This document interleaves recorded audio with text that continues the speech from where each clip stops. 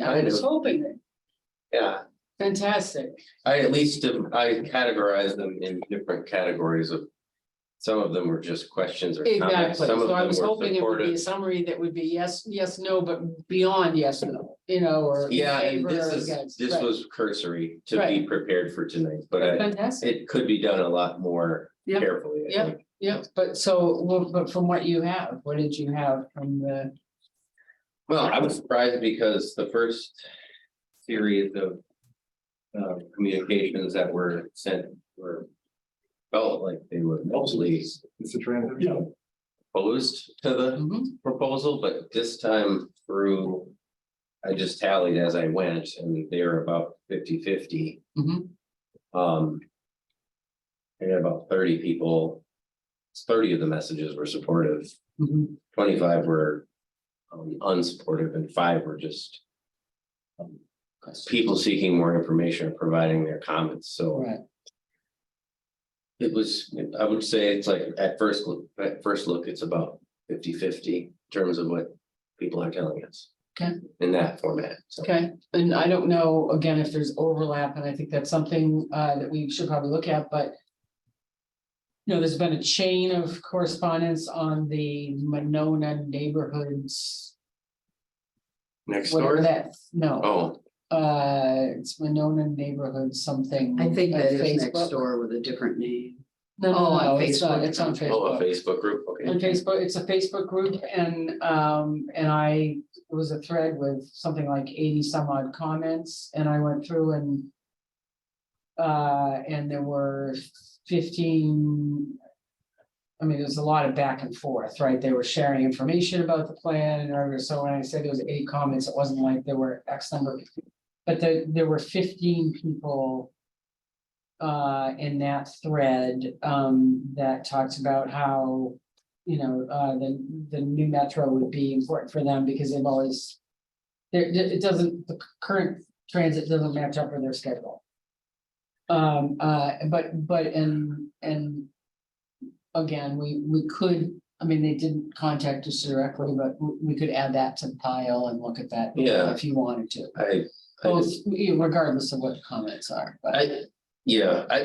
So I haven't looked at it, but. Yeah. I don't know how valid it is, but Right, the one thing I should say is that some among the.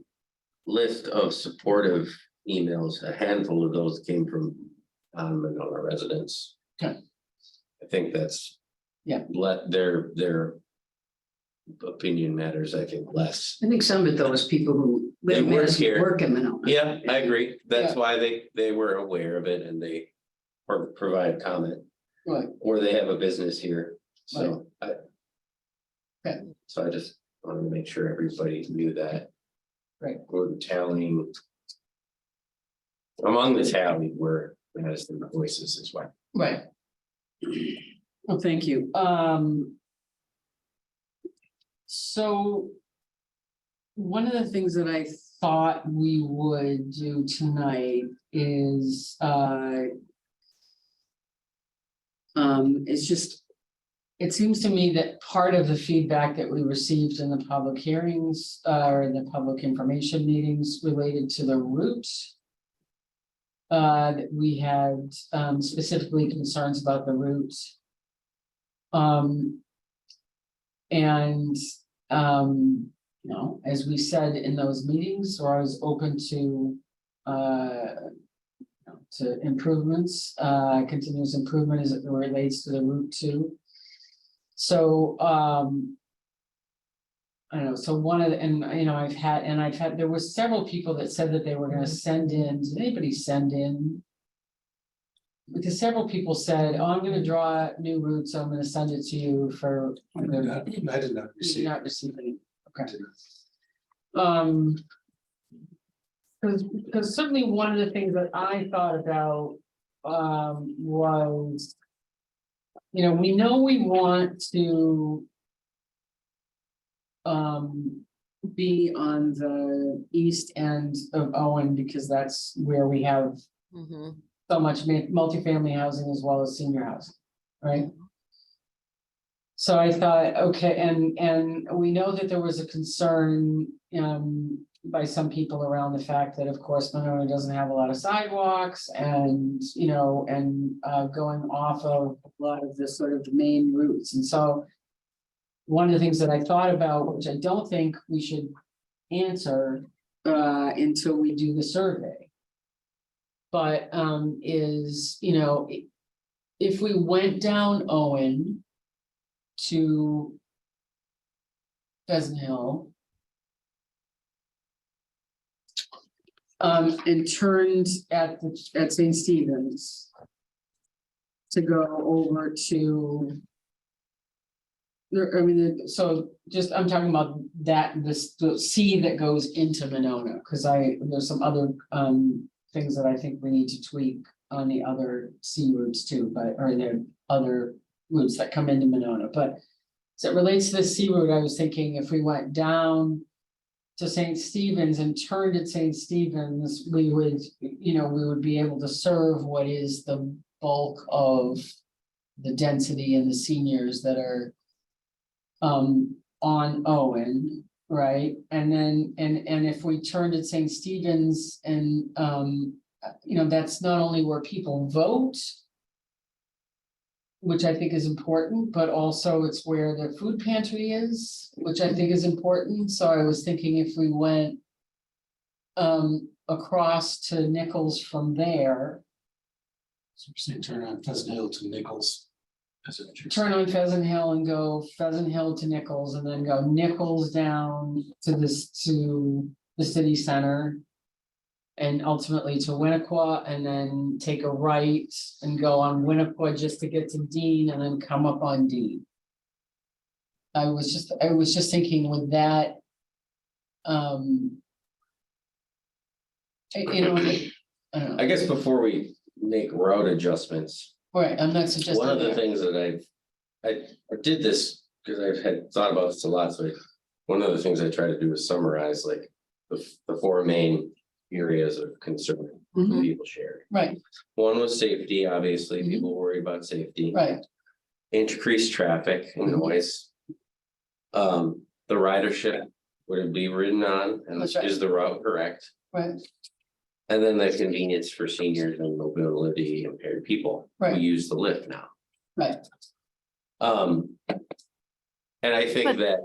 I would add to that convenience for commuters, because there is the question of the being 1 hour, you Yeah, know, one ride every hour, which is like, you know, the people who ride the bus are not into this, and it's because it's already a pain to have the Monona Express be once every 45 minutes and then to make it once every hour and have a longer thing. So I would just add the convenience for riders as a big concern. So though honestly, it doesn't really show up in the comments as much. I don't get a sense that a lot of Monona Express riders wrote comments in. I saw some and it seemed like their biggest concern was would it increase the time it takes based on compared to what they have working for them now.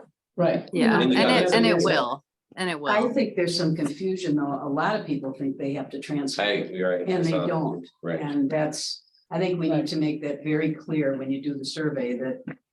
I told Nancy, I think the introductory part of the survey, you should have some facts, like if you're going downtown, taking the C route downtown to campus or the square, you do not have to transfer. You know, I that, would, few things like yeah, that. wait, yeah, except for I would disagree with that, because the way the survey is currently written, it's not to be talking about Madison Metro, it's like, what would make you or Well, encourage that's a you good to ride point. the bus, That's a as good point. opposed to. But somehow we have to let people know that, Right, because a lot of people think they have to go to Woodman's, right, like they would Right. now. Yeah. And they I think don't. it's- right. So the question It's a could be good place framed for in us to terms share of that. how getting off and on a bus, you know, having to transfer, whether that would affect your decision to ride a bus. And Correct. having to yeah, be, it's- and having to it's in be on the survey. bus longer, because one of the Right. issues people take issue with is, you know, the fact that once you, like currently between Cottage Grove Road and the Capitol, the Monona Express doesn't really stop. Right, But once you transition to the C, it's gonna stop every 2 blocks. So I think asking about time to destination will also be right, important. exactly, which is also in the survey, but without, Okay. we could. get back to, I wasn't suggesting that we were gonna adjust the route now, I was just throwing Yeah, out the yeah. idea that as it relates to those four. I mean, to me, the route is one thing, but then there's other issues that go deeper to me and. So it's almost. The route, I think actually safety wise is fine. I mean, in terms of, based on comparing it to the plans that are in the bike pedestrian improvement plan. All of the roads that is running on are slated to be improved to have sidewalks. Or Oh, really? already do. Yeah, every single one. Cops, Femrite and Monona are already covered. Owen is partially covered and is a priority 2 project. Winnequa Road is partially covered and is partly priority 1 and partly priority 2. Healy has a sidewalk. Nichols has a sidewalk. Winnequa Road to the north does not, but is on the priority 3 list, and then Dean and Monona Drive already do. So looking at this proposed route against the pedestrian bicycle safety plan, Right, these things align. right, If the commission believes that sidewalks make the route safe for metropolitans, which I think is true. but.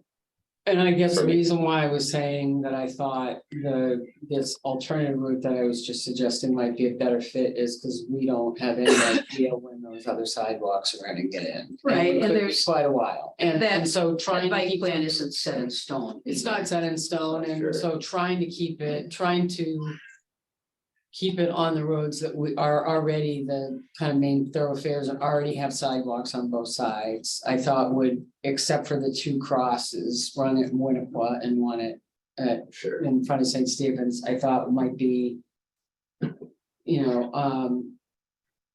Recognizing that people are gonna wanna get down to the city center, and I've already had people write, I know, as part of about. That are on Winnequa that want the bus there, and as the mayor has pointed out numerous times, we used to have the bus here. She used to pick it up on Winnequa all the time. I mean, this is not a new thing, we've had Madison Metro before.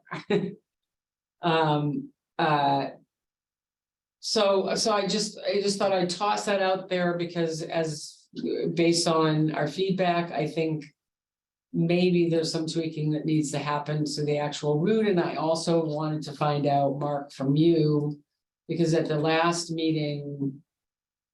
I know that Madison Metro said they hadn't driven they still had some driving that they were gonna do to give us times. Mhm. On some of the route, including the drive to downtown. Once they go around Monona, and I didn't know if they've given you any additional information. They have not. Done. They have not, okay. Mark, wouldn't they have that for their other existing routes anyway? They already go down. to Yeah. Coach Grove Road. Well, because basically when you get to C, they have that, so. Because that, I mean, we say the C, but it's still our route, it's on the C route. Yeah. So, The other thing that I would say in terms of the overall route, and again, I think it's just something for us to think about until we get more data from the survey. But the other thing that I think is worth thinking, that I think it's worth. Thinking about is, I think it's a real problem. Having listened to the seniors especially. I think it's a real problem that I guess what they're calling the H bus. Just goes to the corner and turns at Monona Drive as opposed to going into the Pick and Save. Or Metro Mart. yeah, it's actually. I call it the G, but it's actually now called the G route, so Okay, behind that is the overall, the master one. It is the G route, so they don't go into Pick and Save. right, and I'm saying that's a problem. I mean, I really, they go into other parking lots. I see them go into East Town all the time. And I think that if we really think that if we're really trying to be helpful to the seniors in terms of their being able to get to the grocery store. Or other services there that to have Madison Metro do a loop into the Metro Mart. I did talk about that when you talk about the G route, that route's been designed, they would not stop it. I can say about that. They told me that was next, you could always drive from here in Walmart. But since they, the G route would be changing their actual route, and they have a time commitment, they won't be able to go into the parking lot. Is the C route the only route we're allowed to give input on? Pretty much, Yes, C3 route. yeah. Which is. Hey, this is Addie. I want to chime in here a sec. Yeah, Hey, thank you. So I do want to repeat that point because I think Nancy's point is really important. We heard a really big signal that the thing that the seniors wanted to do is get to the grocery stores and up and down Monona Drive, right? And it looks as if, the ideal route will go down Owen past a lot of the senior housing and get everybody right to the door of the grocery store. And I think that is a fantastic aspirational goal for a really choice route that meets a lot of people's needs. Thanks. And this is Laura, where I see the lift in front of Madison Metro all the time. All the time. In front of Metro Market, you mean? Yeah, Yeah. all right, yeah. I think one thing you need to consider with this route is when it's going past Metro Market before it gets to the senior housing. So it's people who got on, say at Heritage, would have to go all the way around the entire route, even if it were to stop at Metro Market, right? The problem with that It is only though, goes in the one direction. C3 route The C, is Oh, northbound. C. The C3 route is northbound after it leaves Monona. Yeah, It goes all the way downtown and it doesn't come back till an hour later. yeah, So the C3 route is not a good route for any senior to use unless they want to go downtown. unless, and if they don't qualify. for Hey, the one Right. thing though we're missing is that the route that goes up and down Monona Drive, as far as I understand it, is going to go both directions up and down That's Monona right. Drive. that's right, right. Which route? G, Right. That's true. G is both directions. G and L. and L, is it? But G doesn't really go through the neighborhoods and pick up seniors that can't walk to Monona Drive. So you'd have to stop at Owen or, yeah, you'd have to stop at Owen. We can, 'cause those are the stops we're allowed to put on. We can stop Sure. there and then down by Metro. You'd have to cross the busy intersection is what you would have, like somebody had to walk. Wow, somebody had to walk, I assume to qualify for Yeah, air transit. It would be interesting to know how many people actually, what percentage will qualify for paratransit, really. And then they can always go to the Walmart. Well, when, the senior center, that was one thing you guys may not have heard, but at the senior center, Madison Metro said that they literally could not remember a single application that they turned down for paratransit. Yeah, So it's not, Hear that, yeah. so that was encouraging to hear. That to me was like one of our biggest risk factors because not knowing not knowing the criteria really. I mean, when they said that you have to show that you can't ride the regular bus. The regular bus is wheelchair accessible. I've seen people who are paralyzed on the regular bus. Right, And so it's a high bar. I was worried that it was too high a bar for people that we're hoping that they maybe would qualify, but might be rejected. I don't think it's that high of a bar. There's just no way for us to they don't make it verify. sound very high. Yeah. Well, yeah, they're just giving us anecdotal information, unfortunately, like, Well, but if you look at the application, it's not like they have to prove that they can't walk or anything like that. It's like, the paratransit application is not that. they have to go into a physical examination in person. No. Yes, that's what's required. Is that not understood by everybody? Now, don't they say they're doing it via Zoom now? Isn't that what they said? Put out the record. Yeah, I don't know that it's a physical It's not examination, physical, It's a meet and greet type thing. yeah, right? to kind of I've see- met two people who use Metro paratransit, and, you know, one is in a wheelchair and one is using a walker. And wasn't there a woman at the meeting who said, I use paratransit? Yes, Okay. yeah, She walks to David, the old David Jamaican, yeah, or things that way. Yeah. Area, what that David Jamaican, so. you know, something else I think we have, I'm just saying, you should do a little more exploring is there are some options that Diane has now to take people to grocery stores and things that we'll continue to have. They're not part of our current bus system. There are other things, you know, and I think we need to take a closer look at those also. yeah. So anyway, I just thought I would, again, I think that there were some good feedback that we got at all the info sessions. That means that once we get some additional data from the survey, I think it's worth revisiting the route we currently have, recognizing that I think that was some legitimate feedback, and that we may not, you know, you know,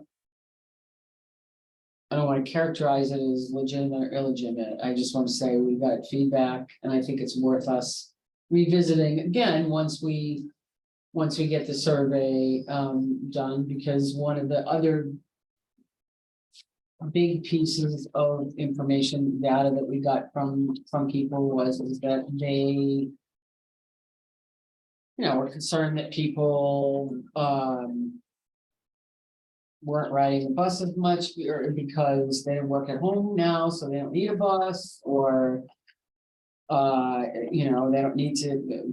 People that obviously were thinking that people just use the bus to commute, or you know, or not knowing what the ridership potentially could be.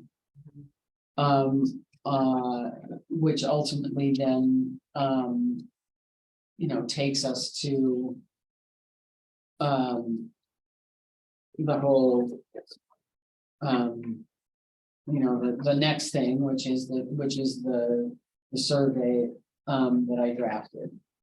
And I, you know, what I want to say about the survey is when I sent it to Mark, so that he could send it out with the packet and with the agenda, is that it seems to me that our charge as a transit commission is to offer and is to continue, you know, seek to continually improve bus transit for all of Monona. Mhm. That's our charge, right? Regardless of who the operator is. Like, just take Madison Metro versus Express versus Lyft, whatever. Our charge is what's the best we can do with the bucks that we have.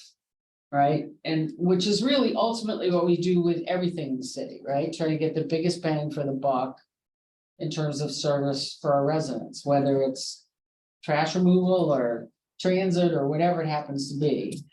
And so I really felt when I drafted the survey, I really felt like this isn't about, you know, measuring between Madison Metro versus what currently exists, because, you know, the status quo is a hell of a thing. You know, and so I think, you know, measuring anything against the status, I mean, you know, it's the old devil you know versus the devil you don't, right? It's just human nature that and I don't think it's a satisfaction survey, unlike other surveys we've done, you know, that you did previously in 2001 or whatever, which was about all about, Right. you know, your current service and what you like about it and what you don't like about it, and what works and what doesn't work and how could it be improved, you know. So that's why I took that in a sense out of the picture with this survey, because I think what we do need to know is, you know, for those, and honestly, I, you know, as much as I value the voices of people who don't ride the bus, In terms of the concerns that they raised at the meetings, really, we need to know more about the people that either ride the bus now. And or are, would lean into riding the bus in terms of what would work for them. Well, and I Because we're, think that a lot of the people that don't ride the bus were curious to know how many Mononans would ride the bus. right, it's exactly, that important that was we one of the things that came up. Ask as many residents as possible. Yeah, and also I If think we have an answer to that. hearing more detail from employers about like what kind of service would help them find better candidates. That was really important because I was really surprised about the number of employers. And if we knew what are the times, what kind of service, is it commuter hours? Sorry, there's a screaming baby in the background. Like what kind of hours, what days of the week, et cetera, would be really helpful. Right, so that's why I designed the survey the way I did, to basically say, and it's also if, as I said in one of the questions, there are a few questions in there that I still think, I wonder whether or not we need them, because I'd like to be able to cut out a few questions if we could, if we feel like we don't need it. Because it's a little on the long side. Nancy, I did you send a survey? I haven't seen a survey. You didn't, I thought It you. was it should be in the packet. I hadn't noticed either because I'm not, was there anything in the email? Uh-oh. It's No, at it the should- end, it's at the end of the agenda with, it follows the proposed route and the ridership report. Yeah. Yeah. Should be there. Yeah, I don't have that. Bummer. Should Should be. we come out with a meeting Well, we invite? can put it. could we Oh, just you know Send her what? the one you sent Yeah. this afternoon. It comes with the meeting invite, Laura. From, who's the person that sends it? It's not Mark, Yeah. Leah. Well, we can put it up on the screen. How's that? I think Laura's email address was entered incorrectly. That might be it, because it's got a weird format. Oh, Hey, so Mark's gonna put it up on the screen, which we wanted to do anyway. all I got was, I did get the Zoom address, Should be in there. okay. Can you see it now? Well, no, it's just, do you have it now? Nope. Can she see it on the screen? Not yet, I gotta get it up. Can you see it on the screen now, Laura? I don't think so. I can share it right now. No, multiple participants share it simultaneously and then hit share screen. And then grab the document. Now go to share. Every time. Now, can you see it? It says started screen. Oh, there it is. Thank you. Okay. So I'll just quickly go through it here and then, again, I said we're conducting a survey to better understand the bus transit needs and wishes of all who reside and work in Monona, regardless of who operates the service. Okay. Yes. And then if you scroll down, the first questions are demographic. So this is something that the mayor recommended. Originally, I had an address because I wanted to make sure that people that were responding were from just curious where they were from in terms of where in the city, but the mayor pointed out that some people might still feel uncomfortable putting their actual address. So instead, I'm asking for, or we would be asking for a street or block of the, for instance, in my case, it's the 4500 block of Winterflood. The idea being that we're just trying to get a sense of where the surveys are coming from because of the questions that follow. So keep scrolling, Mark.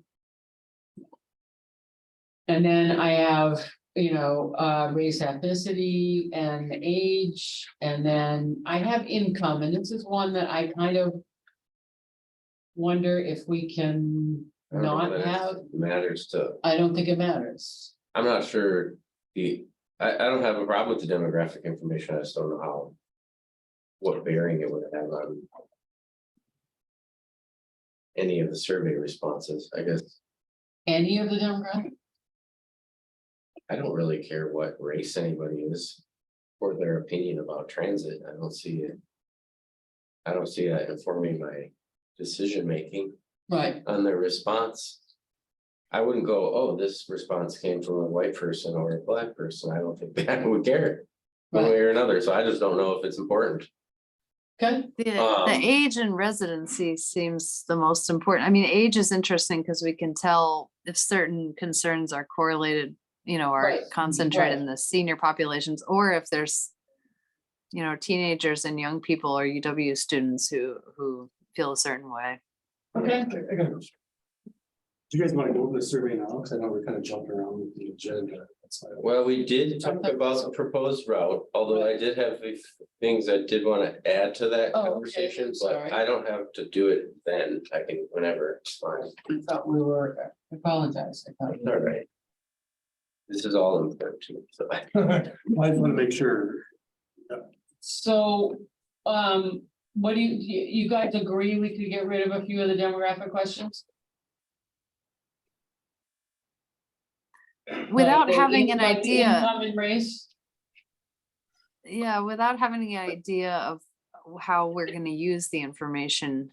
right, Should we go through the questions first and then maybe filter back to that next couple? yeah, I mean, you know, there is as someone who writes surveys a lot, I mean, there is basically a rule of thumb, if you're not gonna jelly into your point, if you're not gonna use the information, don't ask the question. So I'm perfectly fine, like I said, this is a little bit on the long side. So I would like to winnow it down anyway. So then obviously the next one is, you know, do they reside here, do they own or manage a business here, or do they work here? That's perfect.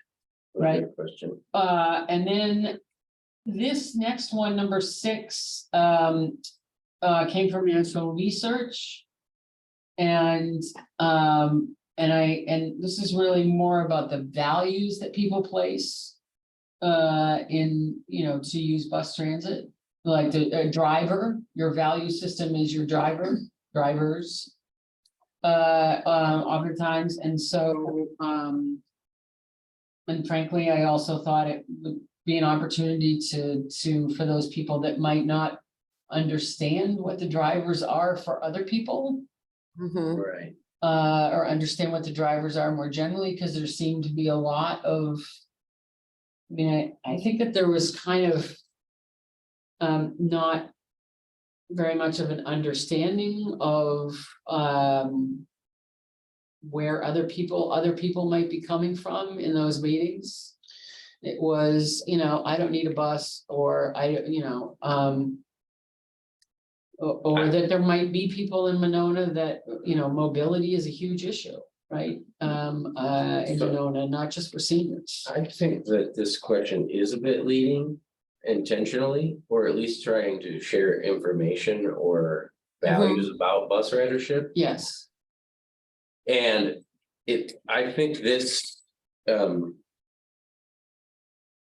goal to illuminate to other people that don't ride the bus why it could be valued or important might be better in part of the marketing of the survey. I don't know I don't know what our plan for marketing the survey is, but I'm imagining we're gonna have kind of an online portal to it. Mhm.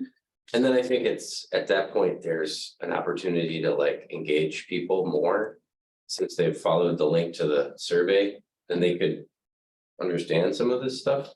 But of all the questions, I think this one could be interpreted as like a little bit leading, you know. I was hoping to see, this is Laura, I was hoping to see something that's beyond, would you ride the bus? You know, that when, especially that nice work about, you know, the DEI and other strategic planning for Monona. Whether or not I would ride the bus, I have some opinions about whether Monona should Be. you see what I mean? Mhm. Is the purpose of the survey just yes or no, I'd ride the bus? no. As we scroll down, you'll see that it's very specifically asking about what would make it likely or more likely for them to ride the bus. If they don't know, if they ride it, asking them if they, as you can see, Mark is saying, you know, do you, anyone in your household or your employees currently use any local bus? So again, we're taking it away from, I guess you it's still. know, not- and Monona this is fine, Express. But maybe, you know, maybe we're not looking for this answer, but it is still, would you ride the bus? It's not, do you believe that Monona should expand its services? And maybe that's because I'm an environmentalist, or because I think we should have more routes for whoever wants. You see what I mean? It's not about would I ride the bus? But but Right, are we but trying in to that question gauge? that I put above it, Laura, that question that I have up there, that's exactly why, like you would scroll back up. I know, that's That's what, exact- right, So you would put where it says environmental impact, you would check high importance, right? right. Yeah, that's why I was glad to see that piece, Okay. but I think we could, I mean, we could all say tonight, we could all decide whether we think people should, whether there should be public transit or there shouldn't, but I think the survey, it tells us, it gives more information. Well, we'll scroll through it, but to say whether the Madison Metro proposal is a good fit, or if there are some surprising preferences that would prompt us to search for a third option that's not Monona Express and isn't Madison Metro, but meets the demands of the people who will actually see. use public transit. Because even if we agree that there should be public transit, if we're not providing it in the manner that people would maximize the whatever is provided, then it's kind of, it's not going to be helpful. Right. Which is why the focus, right, which is why the focus was what's gonna be helpful, right? So now if you go, Mark, if you go back, scroll back to, I mean, keep going forward on the survey. So do you, right, again, it's do you, anyone in your household or your employees currently use any? And then how many people currently in your household or business use local buses? So that's just the current, and then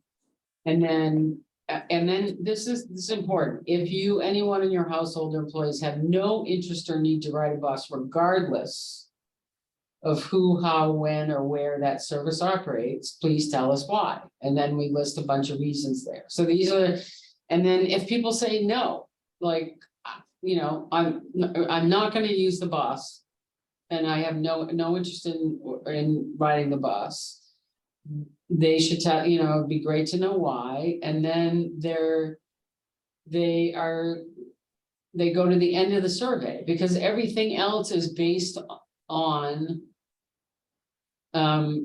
is written for people that either ride the bus now or would ride the bus more if the service characteristics were right. And all of the characteristics that I've listed are the primary characteristics why people choose, from national research, again, why people choose to ride the bus or don't. Mhm.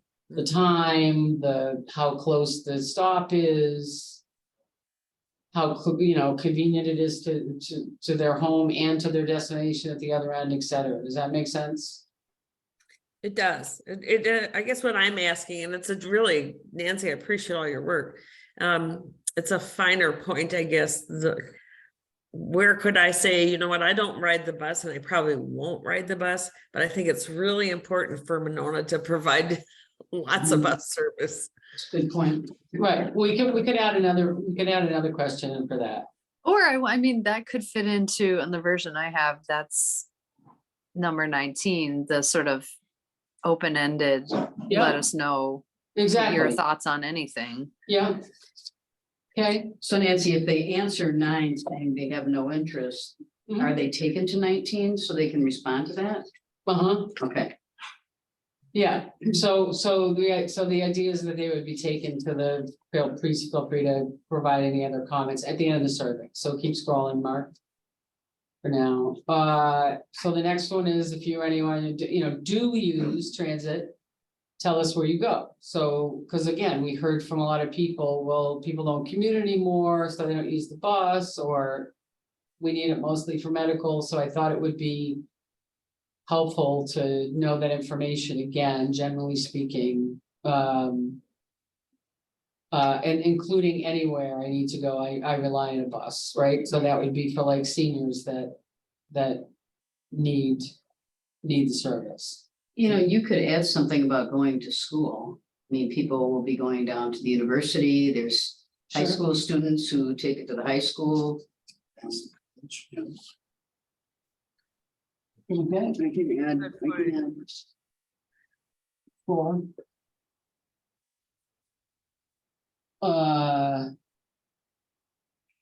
Okay, and then after that one, it's. Sorry. Oh, and then, the next one. 11 is about how often. Daily, weekly, monthly, and then number 12. Again, is please tell. Sorry, can I interrupt? Yeah. I do notice that a lot of Monona Express people use the bus maybe like 3 times a week because they telecommute 2 days a week. And not, I Okay. mean, this is kind of splitting hairs, but I think it would be interesting to know if, it seems like what's common is between daily and weekly. It's a few times each week. I don't know Okay, if that will help, if seeing that will help us in any way, but it would at least give people a chance to answer more accurately. okay, we can add it, that's great, thank you. And then number 12 is, what would make it much more likely or more likely for you to ride the bus, and obviously the bus stop is closer to the home of business, routes are closer to the destination. You can see what's there. And then I broke up.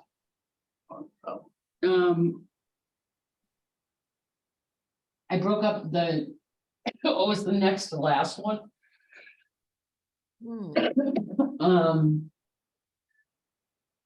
The bus route is shorter, faster.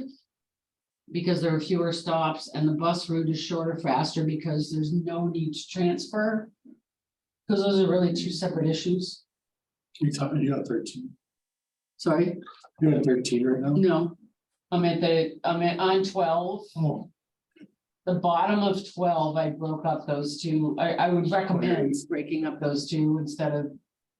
Again, it was related to something that the mayor said today around kind of the transfer issue. And then number 13, how close does the bus stop need to be? So basically from 13 and through the next question, which you guys can read. And we'll go through, but I took the items from 12 and broke them out into to specific questions. So if somebody said, oh, I'm more likely, or much more likely if the bus stop is closer to my home. Well, I want to know how much more closer, how much closer. Right? Or we want to know that. So that's why 13, and then 14 is how often, frequency. 15 is this one. I kind of wonder whether we need it. It's kind of nice to know on one hand, on the other hand, are we prepared to build? Yeah, yeah. about 15 grand a If you piece. want right to there. cut your questions, that one seems not as important as. I don't know, maybe, but. And then again, if it's available certain days, we're trying to find out about. Again, I put on demand because that would be like the seniors that need a lift like option or paratransit, and then weekends, which we don't have now. And Monday through Friday. 16. And then 17 were the hours. And I honestly didn't list every single hour just because I thought it would be a ridiculously long list, so I kind of put it in 2-hour blocks. Do you think that would tell us enough? Yeah, I think that's good. Yeah, And then this one, 18, I think needs work, because again, I don't know, I mean, the faster, shorter routes, getting a sense of how long a route works for people, I don't know. I mean, I know there were some seniors and or some people in the info sessions that, were talking about, like, you know, it'd be great to go over to Pleasant Bridge and not have to, or Pleasant Branch, you know, over in Middleton and go wherever I want, because I can only go on Lyft, it won't take me over there, you know, so. I think probably the categories under number 18 need work, and I'm counting on those of you that ride the bus. Or know. People who do ride the bus, if what those categories should be. It's difficult because. It's a bit difficult to understand what people's destinations are. Right. And it's also difficult because if it were the weekend or something and. You know, my time is a little bit more free than it is during the week, so. It's hard to get good data from this question without being specific about. A scenario. You know? I agree. Yeah. So you're talking about one way as well. Right, so you're not really capturing, well, I can get somewhere in 15 minutes, but I can't get back for 45. Right. I mean, I think there is all kinds of complications around that question, but I don't know if there's any way. I don't imagine anyone selecting an hour and a half, but maybe it's good to have it just so that we know for certain that no one selects that. I would probably put in 45 minutes, because I feel like it's a big jump from half an hour to an hour, because if you're commuting half an hour, one route means an hour each day, and an hour for one route means 2 hours. And there's a big difference between spending 1 hour on a commute and 2 hours.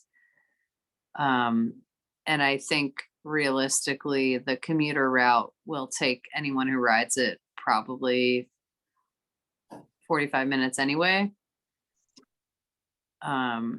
If they're going to the UW or the capital area. But it is, yeah, it's tricky. I mean, a half hour to four, I mean, I'm thinking about even, you know, I mean, it's. If I'm, as a driver, if I'm going across pretty much from one side of Madison to the other. Mhm. If I'm in rush hour traffic. Right, whether I'm going down the isthmus or whether I'm on the belt line, if it's rush hour, I would say going from one side to the other, you could easily burn 45 minutes. Yes. Yeah, Half hour to 45 minutes, But you easily. know, keep in mind, they are saying that they can do the entire Route C3 in an hour. I know, So that kind of means a half hour downtown and a half hour back, roughly. I'm not exactly sure from where to where, but to make that complete move. just I agree. wonder how I mean, I'll believe that when I see it, because Yeah. I go from, you know, the high school to the Capitol, which is a pretty short chunk of the existing route. Mhm. And it's 15 on a good day, 15 minutes. And I've ridden all the way to the hospital, which is as far as people go, and that's closer to a half an hour. So I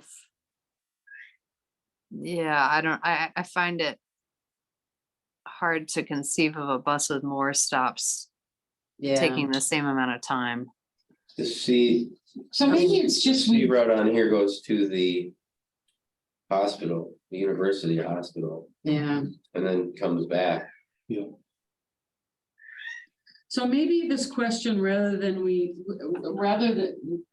maybe it's as simple as when we're saying, please tell how long a route works for you. Maybe it's literally just like 1 hour, 45 minutes, 30 minutes, or 15 minutes, and we don't say to where, from A to B. I agree. I agree. Yeah, that would be good, Nancy. Like, I don't wanna sit on if it's longer than 45, if it's Why don't we longer s- than an hour, I don't wanna be on a bus, I wanna be. Maybe Right, you could say for an average bus ride, right, rather than, like, right, that wording could maybe help people imagine. That some different destinations are obviously longer and some are shorter, but like if you're gonna be a daily user. Whatever. Yep. That's your average ride, and what is the time frame that's acceptable? okay. And then the next one, obviously, that's great, that's, great feedback, and then the next one, 19 is the price. And then it's just an open-ended question, please share briefly where Laura, you could write wax poetic, all you want about, Okay. I don't ride the bus. I have a want question about, everybody I to got a know. question about Could you, 19. could you say on the price, could you say comfortable paying per ride, just so there's no, I wanna Ambiguity. question whether or not we even need S's. Isn't the price that they're asking for is $3 a ride or two, what's the price? It's $2 a ride. So why would we ask people if they're willing to pay more than Oh, what good is question. already on offer as the lowest option? well, the, well, what because if, though, or the Monona bus right now is 3, isn't it, or $225. is it 225? Is that Well, if but you not buy for the? seniors, it's $1.50 for seniors. The And- paratransit would be $325. Right, so so wait, that's maybe we why- lop off the highest dollar category and put the I'm just $1 saying, to none of $2. these proposed prices are more affordable than. Than. They're not cheaper than, I mean, it's pretty cheap already, it's $2. To the metro price, right? correct, So which is why 2 was the bottom. And I put 6 as the top because that's what it would cost somebody. If they were to take, we didn't give them an option that was more affordable than the $2 that it currently costs, you know what I'm saying? Like, there isn't a more affordable. No, I know, so I don't know, I'm not sure what. It sounds like we're saying, are you comfortable paying more than what is the current ride? Well, it would, Fair. no, but it would be more. It would be more of a fare. For. Those people that take the lift, it Sure. would be more than $2. Mhm. Mhm. It would be, the paratransit is more expensive Okay, than. The normal metro. okay, And it's 6, and it ends up being round trip, it ends up being 6. Plus 6. 650. Can we just have like bold affordability, say like if you're more or less likely to ride the bus based on affordability, please tell please tell us how much you're comfortable paying, so that it's not in reference to how much being more or less affordable than what's Then- currently, it's just like gauging like, you said you'd ride the bus. What are you willing to pay? yeah, Yeah, because everybody's gonna put $2 to $3 if you're taking the survey, and that's more than $2 to $3. yeah, I think that maybe it's more about the ceiling for people, like what's the most you think Yeah, Okay, you would pay? okay, And if it means round trip, then say round trip. okay, so if it's you, so tell me. What you're like to ride the bus.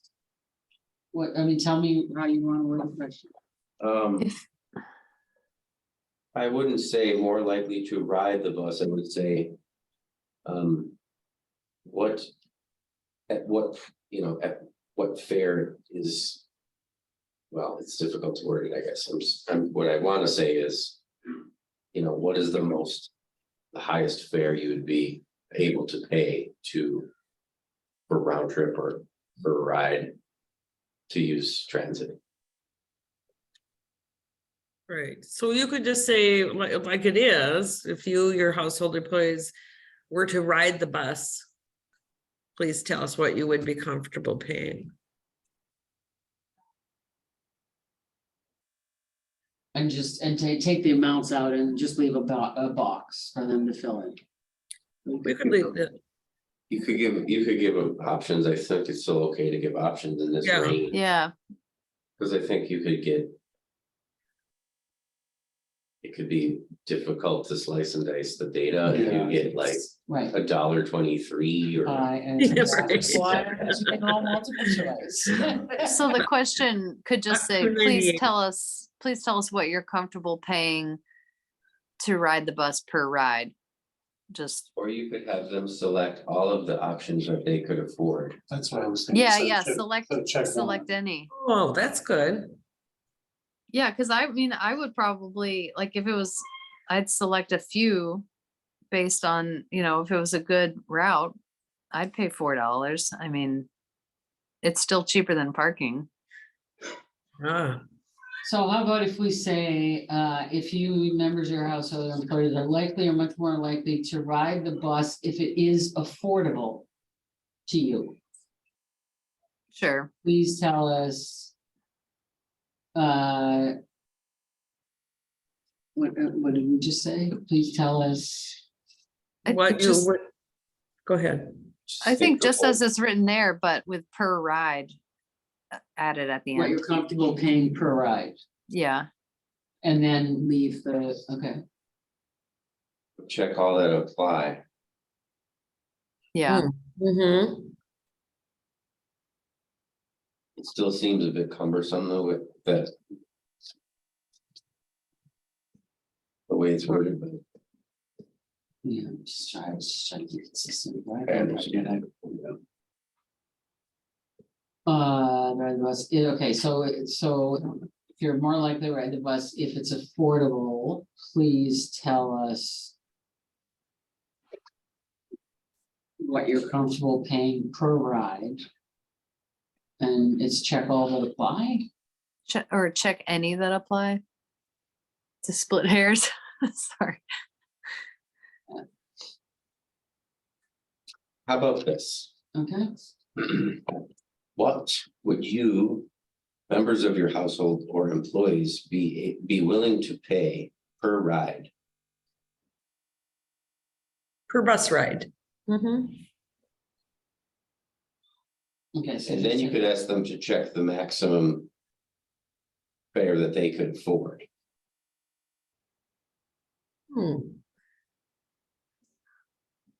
Because the whole more affordable thing is really complicated to me. And I think if you just say, if you, members of your household, what would you, or your members of your household or your employees be able to afford per ride?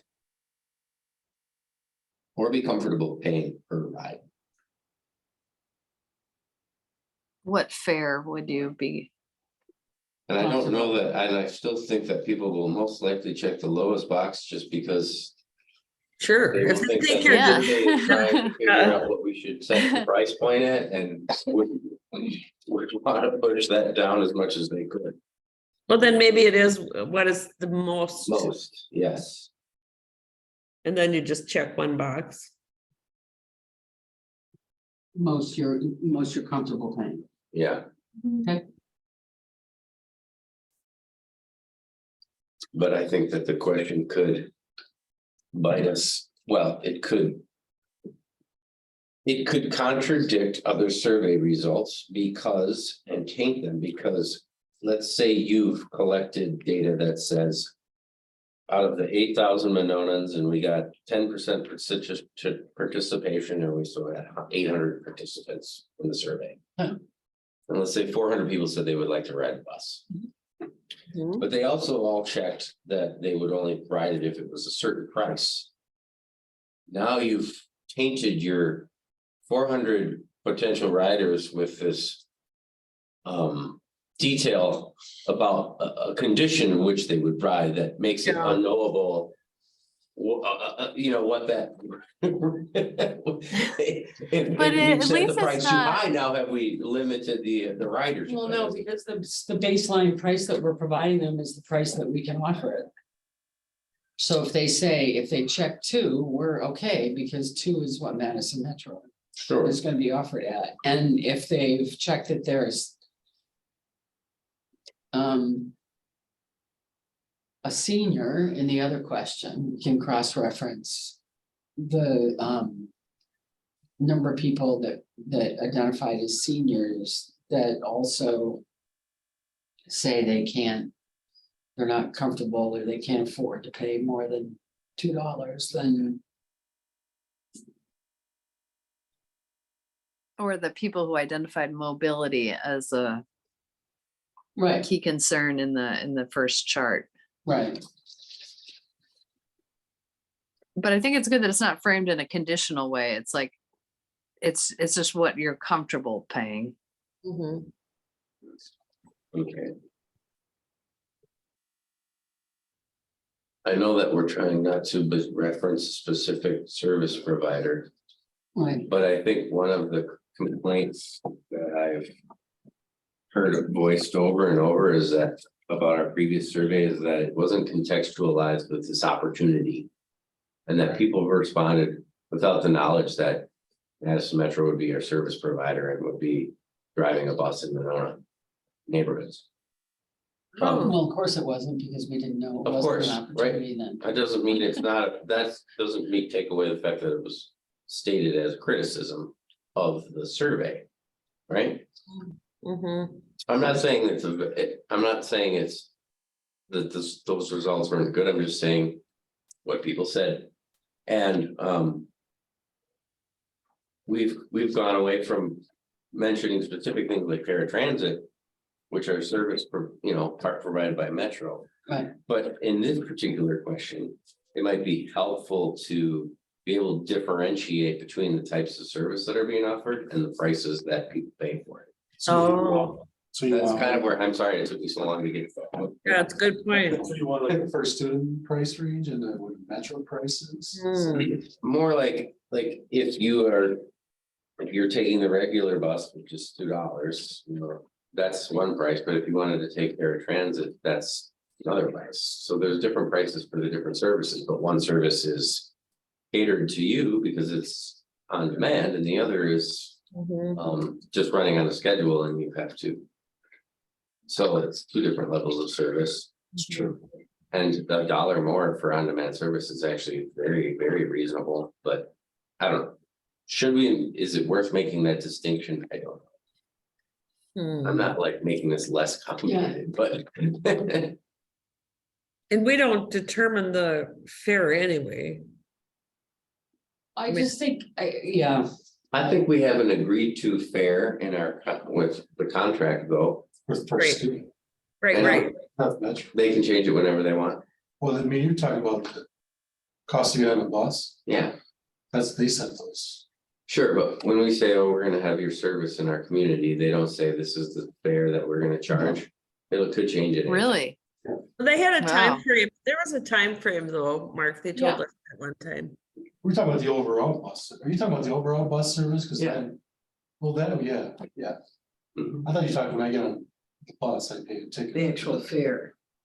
Yeah, you're talking about the actual fare or the actual contract? The I'm fare. wondering if when the city agrees to have Madison Metro service our community. If there is a set fare agreed to in that agreement that lasts a certain amount of time. Or if it is, could be adjusted and fluctuate at any time. I'll have to double check, but things, you just go with Madison Metro charges. Sure. Right now, so. And I mean, I don't think they've changed their fare very often ever.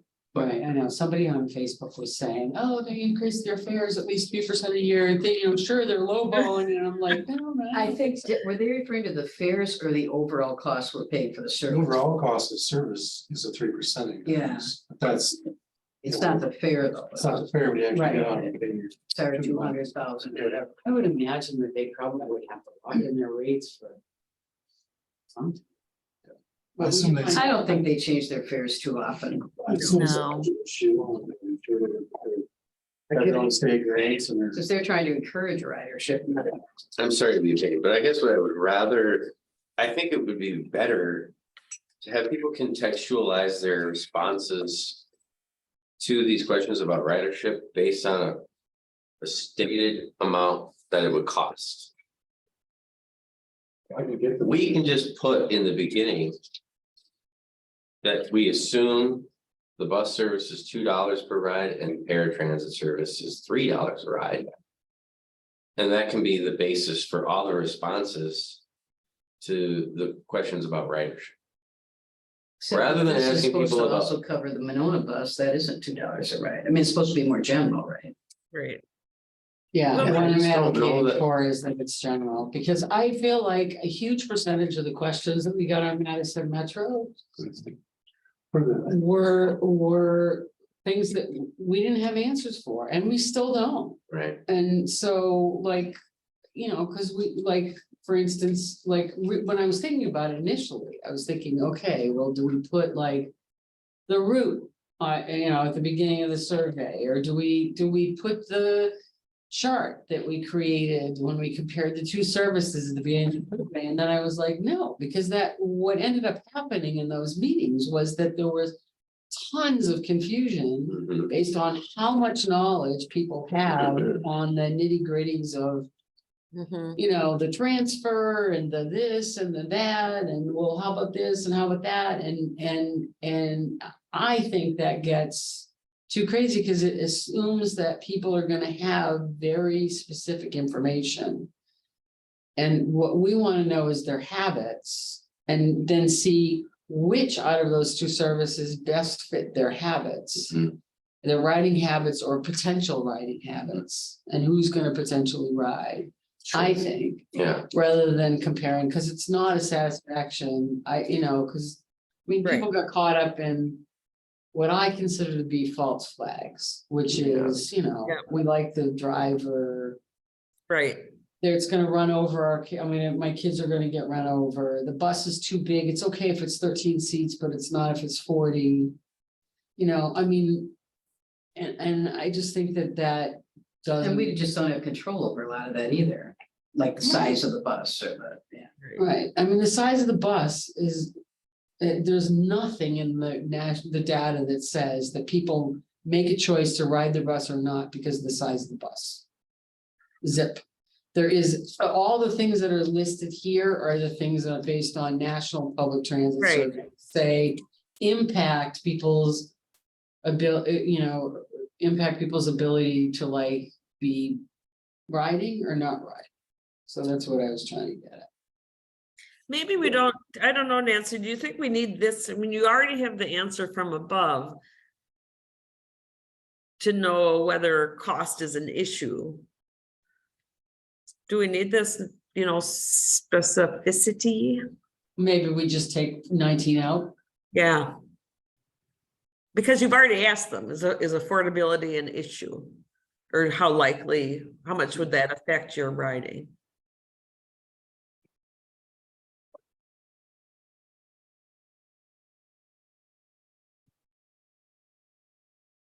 I guess only if. Again, there was a senior who, Mm. Mm-hmm. if there were a lot of seniors who said they couldn't afford more than $2. They're paying $150 now, Oh. although they're paying more than they would pay for paratransit if they want to get someplace that the lift doesn't go. Right, Like if they have to use a lift to get to a Madison bus, they're paying $150 for the lift and then $2 for the Madison bus. That's $350 as opposed to $325 mm-hmm. that they would, in paratransit would take them anywhere at $325. So it actually would be cheaper Right, if they're going outside, I think they gave that example of You Well, talked about, we took them out to West Town Mall. Right. We couldn't do anything with that. One woman told us she takes her mom when she has to rent a Yes. vehicle, it's $70 to take her mom to the American Center. Yeah, Or 120. Yeah, crazy. All right, I guess. I like that it's a general survey, but I also feel like the risk, a lot of the public comments that we heard were people asking us to perform a survey that was Mhm. specific to this proposal. That wasn't general, because I think that the generality of the last survey was, they took issue with. And they're, you know, they want a picture painted of the service running through the town for people that, and that should factor into their decision making. I didn't actually get that. That's the thrust of what I felt people were asking. That they wanted people to respond with the knowledge that like a city bus may be on Owen Street, on Healy Lane. Like, would you ride the bus if it came right through your neighborhood? I don't know. That's I didn't feel feeling I like I got. heard that. I felt like I heard more of. Why do we need a 40-person bus when very few people ride the bus? How do we know Yeah, that more so- people, how do we know that more people are gonna ride the bus? Mhm. So Yeah. what kind of answer would we be looking for from this survey? What would we, what are we looking, what kind of number would make us tend to recommend that the city council join Metro? That's a great question, Laura.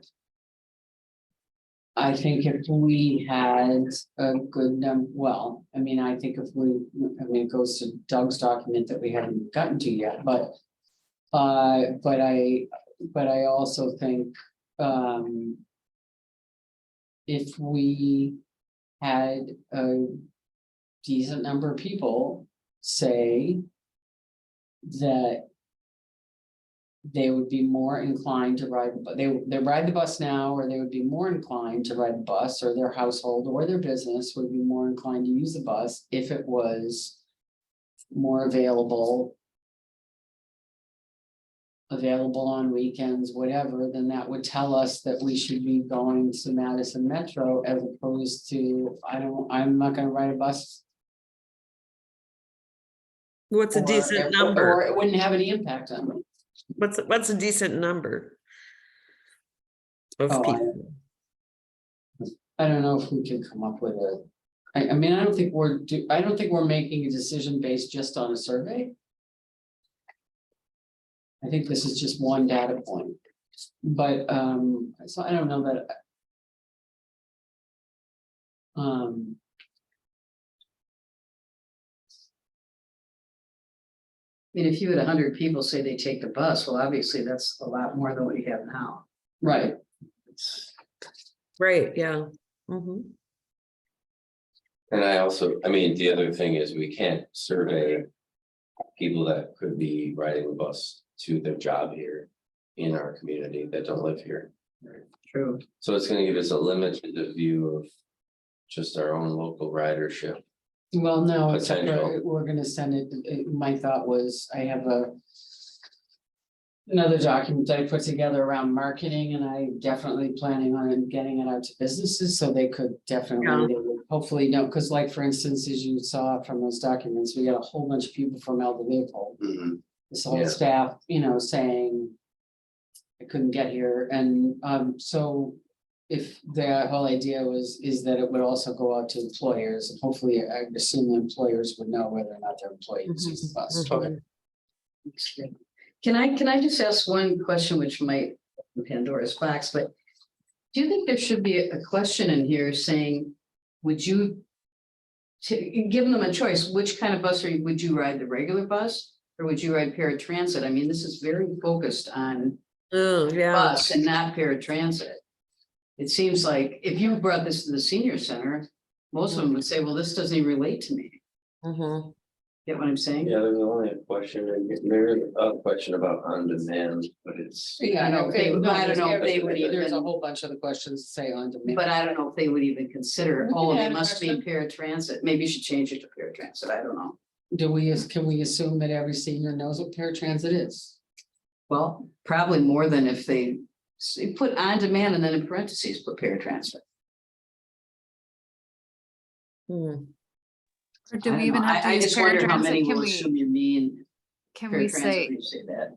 can we say on-demand service for individuals with mobility issues? Yeah, that might be a way to Very do it. good. That's good. Yeah,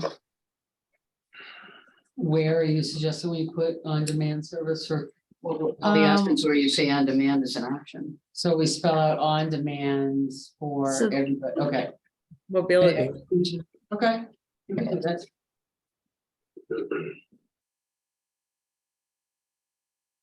Yeah, I think there are 3 instances of on-demand. There's the frequency question, the certain days question, and then the times.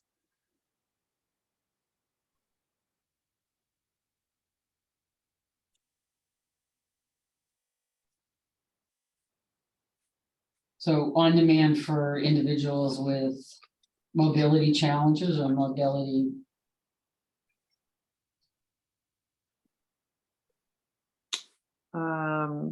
How did you put it, Jillian? I said mobility issues. With mobility issues. Difficulties.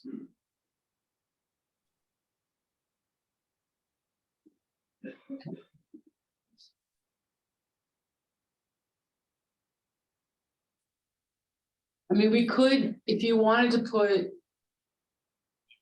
Paratransit. you know, if you wanted to put like one final question at the end or something that says, you know. That has the comparison chart and says, you know. Check one or the other, but here's the thing. I don't,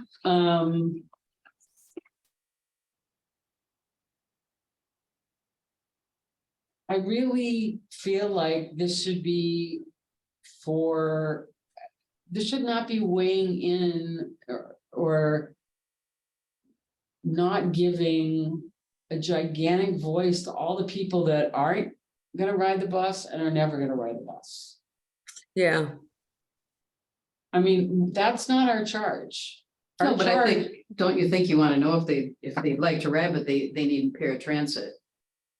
Oh, yeah, but no, but I'm saying in terms of the 2 options in front of us of Metro versus Oh, sticking right. where we are. Yeah, You know, I mean, the majority of people that I felt like we listened, you know, that we heard in the public information meetings, the majority of people that were anti-Madison Metro, it had very little to do with the bus. they're yeah. not gonna ride a I bus. mean, they're not gonna ride the bus. There were people that are never gonna ride the bus. Yep,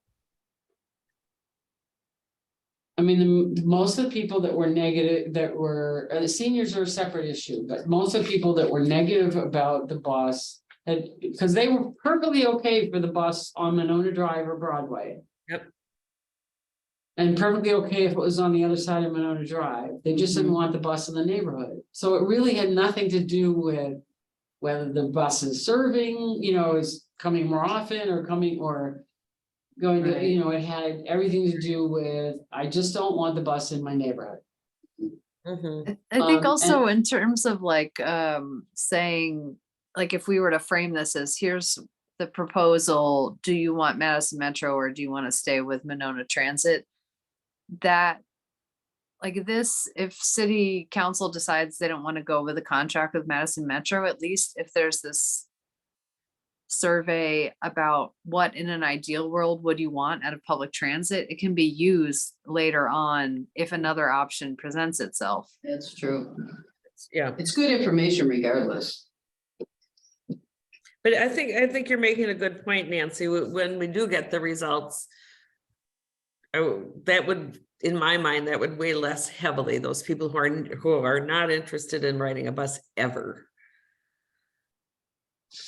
Right, I mean, I'm afraid that they're, because, I mean, even like the people on the Monona neighborhood, on Facebook, there were people. That were saying, oh my God, it would be great if it was Madison Metro because, I'm a nurse and I can't, Right, and right. I have. I'm on a different shift, so I can never use it, and I would use it in a heartbeat, but it's Yep. not here, Yep. And then the other thing that came up over and over and over again when I looked at all the comments. Were the assumption that everybody can walk a mile or a mile and a half. Mhm. What's the big deal? Everybody can walk, I mean, there was zero recognition that there were people in Monona that might not be able to Right. walk Right, a mile and a half. I mean, Which there's blew people my who say mind. they should take it from Monona Drive or Broadway. That's right, And of course, Oh. those routes don't go directly downtown like the C route does. Right. And I don't know, I think people Right. are thinking right, they're gonna be the routes as they are now, and they're not. Yeah, The routes that go down Broadway now, Yeah, go it down was, down, that but was explained, Right. yeah, it's in that map. Yeah. all right, but again, I just feel like there'd be all kinds of explaining, like the whole chart and then some of like what. And then again, we get a whole bunch of people that would say no to Madison. If we ask that question, they would say no to Madison Metro, not based because they don't ride it. Just based because they don't want it in the neighborhood. right. And then we wouldn't, and then our data, it wouldn't be helpful to us. Because I don't feel like that's a legitimate reason, to be honest with you. I mean, I happen to ask, I don't hang out there, but I happen to be at Dunkin' Donuts. And sure you don't hang out there. no, well, it's like a block and a half for me. And they're screaming for workers.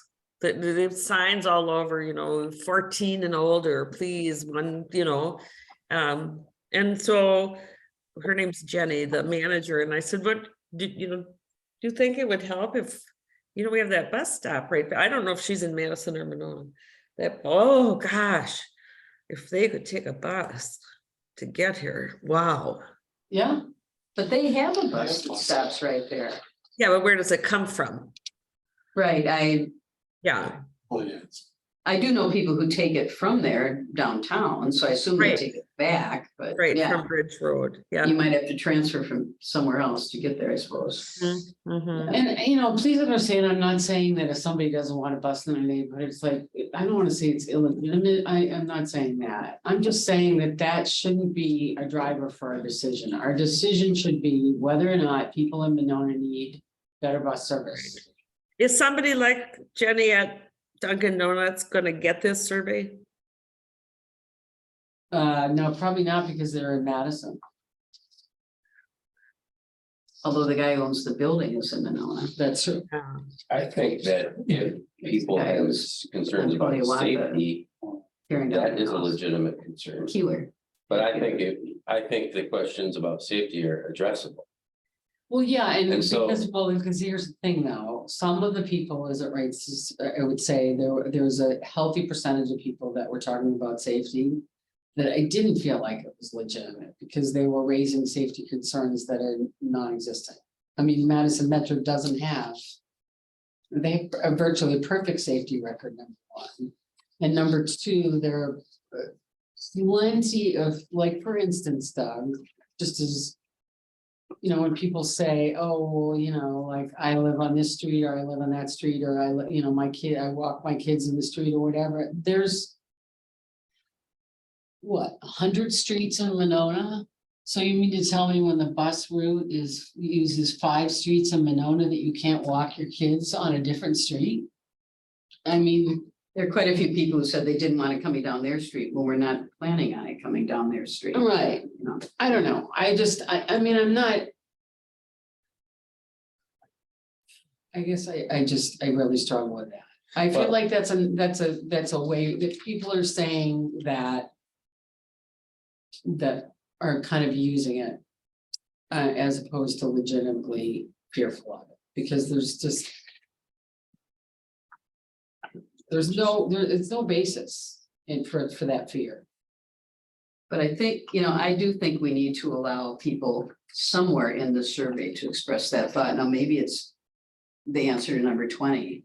But to just say, we're not gonna allow anybody to say they don't wanna, they don't want it because they don't want it in their neighborhood. I mean, we may not think that's a legitimate reason, but they do, and they're gonna say, well, you did this survey, but I didn't even get to say why I didn't want it, or, you know, I mean, you do have some options about the schedule and that kind of thing, but I don't know. I'm just saying, I don't think I can just say you Yeah. can't answer with your opinion if you don't. And wanna I take just, the I bus. just want people to feel like their voice is heard and that, Yeah, and that Yeah. we can, and we get real good data and we can make decisions from it, you know, like. We see a real, like. I do wanna see like real, like a positive trend and that there would be an uptick in ridership. Like, I would feel like bad if we eliminated other services that people like, put in a new service. It didn't get used, you know, that would seem like I didn't do my work correctly on the commission. So I do wanna see, you know, I know we'll get lots of responses like that. That say, you know, I don't want a big stinky, noisy, loud bus running down my street. But if we get a lot of responses that say. I would really benefit from having the service. It would make justifying advocating for it a lot better. So I don't have a problem collecting the negative feedback. We've already gotten plenty of it. I've heard a lot of it. And it's the only feedback really that I've been able to hear because. You know, like we have access issues for public hearings, like. You can't get to this meeting without a car. If Yeah. you don't live within walking distance, there's no service, Lyft doesn't run after 4 o'clock, right? So I know we have like this. Group in our community that we can't hear from. Yeah. This is our tool for that. But I also think we can't be afraid to hear more of the other opinions that people have shared. I mean, those people I recommend here. No, Our I'm- constituents. Afraid to hear it. I guess I guess what I'm thinking is. We already know that there are a lot of people. Because we do, we have plenty of feedback and we have the petition and we know that there are a bunch of people that say, don't let that stinking bus come in my neighborhood. Yeah. Or they're worried about safety. And we know how we could address those two things. Right? We know that by changing the route so that it doesn't go on as many streets that don't have sidewalks. And it doesn't wind through as many streets that don't have sidewalks by keeping it on the main thoroughfares. Predominantly on the main thoroughfares, and so I'm not saying, I mean, I feel like if we were to adjust the route. We would be listening to it, and, not to mention the fact that if the route was a little bit shorter, then maybe people's concerned about the bus going too fast or whatever, because they have to get around in 20 minutes in order to make the run, you know, becomes a little bit fewer turns. I guess I just want, when we get the survey back and we say, here is the results. Right, That the people that disagree with this proposal see they're represented. But also see like maybe there's some convincing evidence that we have the ridership numbers to justify it. And that they will think this is a legitimate piece of data collection. I'm afraid that if it's too vague. Doesn't hit some of those issues on the head, right. that they'll go, well. They're bad survey again, that Okay. they they don't don't, even want to hear that I don't want, why Right. I don't want it, yeah. you know. And that's, I'm not taking, like, I'm trying to remain agnostic in this regard Right. to this data collection, because it's like. Definitely, I think an important stance to take on. Just trying to get as many opinions about. Information about what people might want to use. With that in mind, do you think we should revise the final open-ended question to acknowledge the people who are dead set against it to be phrased that, I don't know, something like, please briefly share other thoughts or comments that may be helpful to factor in deciding how to move forward with bus service in Monona, or like, or how to assess potential changes to bus service in Monona so that it's less, it comes off as less I don't know. I guess actually now rereading it, it doesn't. It comes off as a little pro Right. expansion. Can you move that down on the screen? Because I can't see 20. Yeah, I mean, my thought was is that if you said, I'm not gonna take a bus and I'm not, my employees, my household's not gonna take a bus, that you would go to 20. So you would have an Yeah. opportunity to say. Again, but Doug, I hear your point. I'm not. I think the issue is just that the opposition is very unambiguous to Madison Metro, whereas support for switching Madison Metro is more ambiguous and multifaceted, and that's where there are more questions about the nature of the support and what people want in a bus system, whereas the reason why I'm not sure questions about other issues are useful in this format is that it's pretty clear what people's concerns are. And the only reason to add questions would be maybe to simply to acknowledge that those concerns were heard at the public hearings and are being considered.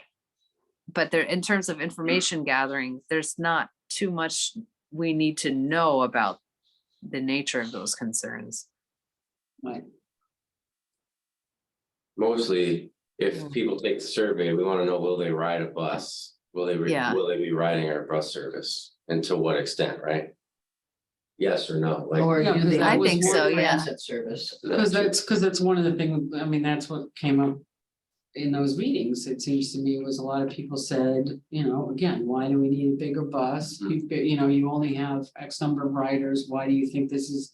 And so, our response to that was pretty much uniformly that we've been hearing over the years, and you know better than anybody because you've been sitting here longer than any of us, that if we had more service, that it would get utilized. And that our service was limited for a lot of people. That's, to me, that's really the communication challenge. Remember people saying, well, you're trying to fix a problem that doesn't exist. You know, Right. but it's forward looking. It has to do with DEI. It has to do with the future of Monona, And energy conservation and all. That's kinds of right. stuff, Yeah. Yeah. yeah, so I don't know. Like somebody said, if you build it, they will come. To me, it's that kind of thing. Yeah. I mean, I think in fairness. I think that we will need to invest more money in it, whether it's it or whether we stay with Monona Express. There's way too many people in Monona, although that might change as a result of the survey. But there's way too many people in Monona that are clueless about that we even offer Yeah. transit. Well, I mean, we just we don't advertise it anymore. It's not clear. I don't think we, Right. I don't think that we advertise it. We hear it all, I hear it all the time. Didn't even know, we heard it on the last survey on the 2001, 21. I didn't even know, didn't know Monona had it. Don't know how it operates. Nancy, when you look at marketing the survey, Yeah. How are we going to reach the 250 people who live in my apartment? 250 households. Yeah, so I have another document that I just Excel spreadsheet that I put together just in terms of all the media channels, and I was thinking that if we got to agreement on the survey that we could talk about who wants to take on what, and I was thinking maybe the idea is. You know, we Yeah. could put ourselves in a position to actually do, you know, launch the survey after next month's meeting. Sure.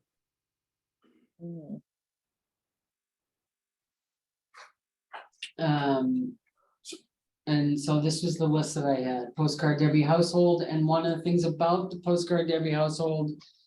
Is we need to find out when we do that, if, Laura, to your point, if everybody who is in an apartment gets the postcard. Right. Because I know, for instance, Doug has frequently, Doug Plowman has frequently insisted that when we do notices around development, that the notice goes to the owner of the building. Because we But I think can't, if we use Wells, it's a different story, One that we use, because they have the mail routes, they have the mail routes. they have all the addresses, so. okay. Because Just I want to think when make the sure. city does them, they do it to the owner of record, or probably on the water bill or something, but Yeah, they yeah, do it to the mails, mail route. So they give us which ones to send it to. yeah. But Wells, you, it's So- just like doing so political mailing. What, Laura, what these guys are saying is all your people would get it then. Great. All It's your- supposed to be. We can I just wanna certainly make sure, confirm that when because we I know- call, but. Yeah, I just want to make sure, because I know that's been an issue. Mark, do you remember how many postcards went out with that last mailing about the meetings? I don't. Because it should be somewhere around like 3,000 or a little Yeah, more. it's, the number rings a bell. It was a little bit more than that. Yeah, with the new apartment buildings, because it used to be like 26 or 2,700 unique addresses in Monona, like when I'd be setting up lit routes for campaign drops, you know. Yeah, I have all the Great. stuff. And now we've got several hundred more apartments, so, yeah. So again, this was just a list, and we don't even have to, although it'd be a good idea if we're gonna plan on launching it next month. I mean, I think at the latest, we want to do the survey in February if we can't do it in January. Well, I assume you're gonna want. Approve this. Do one more draft, whatever, just get a final one and approve the next meeting, or just talk about proving what we have right now. No, I That's gonna- think we need to have another. Because that makes a difference. Right. I think it's good, this is the first, reading of it, so I think we need to think about it a little. Because once it gets approved, it takes about, time I send the stuff to them and they do their thing, get all the mail, it's probably. But this would be online hosted, We post online. this survey, Yes. so there could be like, the postcard would have like a QR link. code or something. QR code. Yeah. Yeah. Mhm. Maybe you should probably have both. Yeah. Not everybody gets how to use a QR. code. Right, and then there would be hard copies, as I put it there, hard copies of the library and senior center and City Hall. Mhm. For those people that don't. You should I probably don't- say that on the postcard, that hard copies will be available at those places. Yeah. Yeah, Good idea. Cause you guys got a lot of survey responses for the San Damiano You got survey. like 1600, 1600 or which is something, one. yeah. Wow. Which is great, but that wasn't a very long survey, right? That was a couple of questions. No, it was like not this. 11 or 12. Okay, Yeah. all right, I just wanted to get a gauge for like, what's That's people's Madison, attention too. span? Sure, So they include Madison. But I think about 1,200 were Monona, weren't Is that they? what it ends up being? I don't know. Well, and plus. This is also why I said notice posts, if you go to number 15 there, scroll up a little bit, it says notice posts on all city Facebook pages. Yeah. Because, and I say that because like, I mean, Jake has the largest Facebook of anybody, right? I mean. Well, he's got a big just email list too. Right. I guess you As put is the on library. next door Monona Yeah. on there too. Next door would be, a lot of people are next door Yeah. users. But that also covers a lot of people who aren't in Monona. I guess we would data. It does, but it's, I think the message on there would be like, if you're a Monona resident, take Yeah. the survey. Yeah, Yeah. yeah. It does, we can it do does that. isolate us by neighborhood. as Monona. We can do that, and obviously this committee can push out with their, but my point is that there, you know, the fire department has, I mean, there's different departments have. Their own following, and they're good about, I think, about sharing other Or something big like committees, this, things or yeah. something like this, so I would definitely use that, because I don't think San Damiano is engaged. Surveys are way bigger than anything that the cities are around. Yeah. In terms of survey, Sure. and to real numbers, it's way bigger.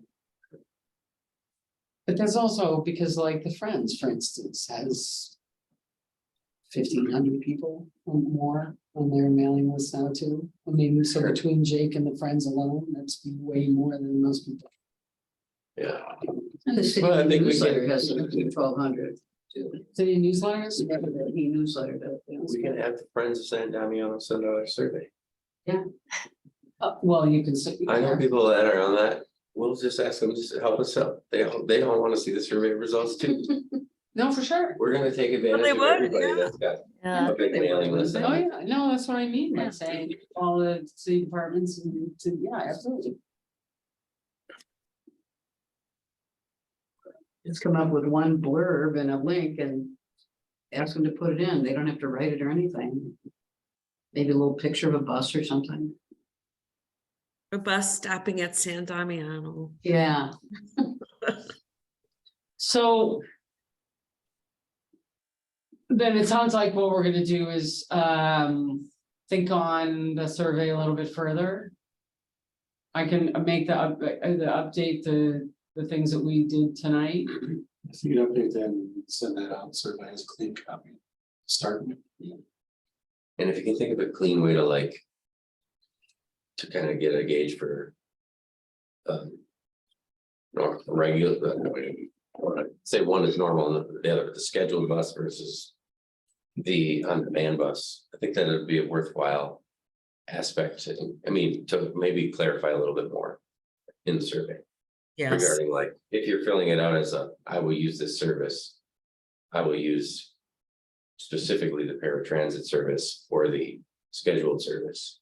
I think that's valuable yes, for us to know because, Not just spelling it out as Jillian said, on demand because of issues of mobility on the questions, but somehow. I think you can still use that term. I Okay. just think it just needs to be a little bit more overt about which service. You'd be contemplating as you answer these questions. Would you Right. include in the description right here, the difference of what on demand and Yeah, yeah, that's you can right. give examples, you just say like Lyft or paratransit. so that. You know, because when you look at the questions, they all pretty much just say bus, yep, say bus or, Yeah, and I know we think we mean both, but people may not think that way when they read it. mhm, Yeah, I will definitely think on it. I'm just very conscious about. You know, in my world, we have to avoid every environmental word you could possibly think of that we would use, because the vast majority of the American public doesn't understand. Yeah, but I think the And- seniors are very aware of paratransit and, or something. No, We- but they're not. If you were to use paratransit, I would argue probably a lot of them don't, but if you say Lyft, then. Yeah, say the equivalent of the lift then or something. like Right, that. right, so that's what I'm saying, I just Yeah. wanna be careful about the language, that's why I used on demand, but I absolutely. But I mean, that Yes. is mentioned in 3 questions. The rest of them all just say bus. Right, And I just wonder if that might confuse people too. Oh, well, they're only asking about the bus. They're not asking right. about this other mode of. Mhm. And of course, in the case of the lift, it is a bus, but if it was Manson Metro, it's not a bus, so. It's just, I just don't wanna make people think we're not really talking much about. Paratransit too, but on the other hand, you want this to be fairly clean and. Not get into too much. yeah, I don't, I'm gonna have Yeah. to, I'm definitely gonna have to get my head around. Maybe Diane would have a suggestion of how to word it. well, think what first, Or, not I want to thank you for the effort that's going Yeah. into the survey, and I'm sorry I was critical of some parts of it. No. I know it was a lot of hard work, Love it, though. and I'm sorry if I sounded defensive. No, I would, Um, I just would, you know. And if I you had guys, if imagined- honestly, between now and next month, if you guys can think of some way, believe me, I spent a lot of time thinking about. How could we craft a survey where we could do a comparison? But the reality is, I don't think it's a satisfaction survey. No. And I do think that the status quo is inertia is a very powerful thing. And I think that there's, you know. Again, it's not, I'm not saying it's not legitimate, but there's a lot of boogeyman. In what we heard around, you know, around. In terms of the diesel fumes and Those the people. noise and the kids are gonna, I mean, there were, a lot of people were acting like their kids. Like the Madison Metro drivers were like hit and run vigilantes. When their service, you know, so, and perceptions matter. Totally matter. I deal with perceptions all the time in surveying and in interviewing people. For my business, so I get it, but honestly, because it's complicated. It's, there's, you know. Even after we did the presentations. And Madison Metro explained it was gonna happen, and we went over the route and we threw out. Some potential, you know, in terms of where the routes would be, we had. Still a lot of confusion about how it was gonna work and whether they were gonna have to transfer and how far the road, you know, drive was gonna be down to downtown and. Could they get to the grocery store? And I mean, so it just churned up even after the presentations, there was a lot of churning. For people in terms of, because it's change. And I don't know how you get it, all of that in a survey. Well, yeah, Would it be possible to send a version of, after you amend it to reflect some of the changes we discussed, can you send a version in Word so that we can play around with any proposed changes and track changes or Oh, sure. Google? Okay, thank you. we're just, just help you with it, or, you know, workshop it on our, Yeah, on I mean, our yeah. free time. I mean, the document, I will definitely clean it up, but the document that you got today was Word. Okay, So I will definitely send it to Mark in Word again. And me. Sorry, And Laura, And make sure you have the right address. oh, yeah. I mean, yeah, what was that? So we're getting there. So um, can we go to your, it will only take a couple of minutes. This was. I've spent the last month and a half just like thinking about this every day. And I was just trying to kind of. Put things down in a way that I felt were useful, right? So.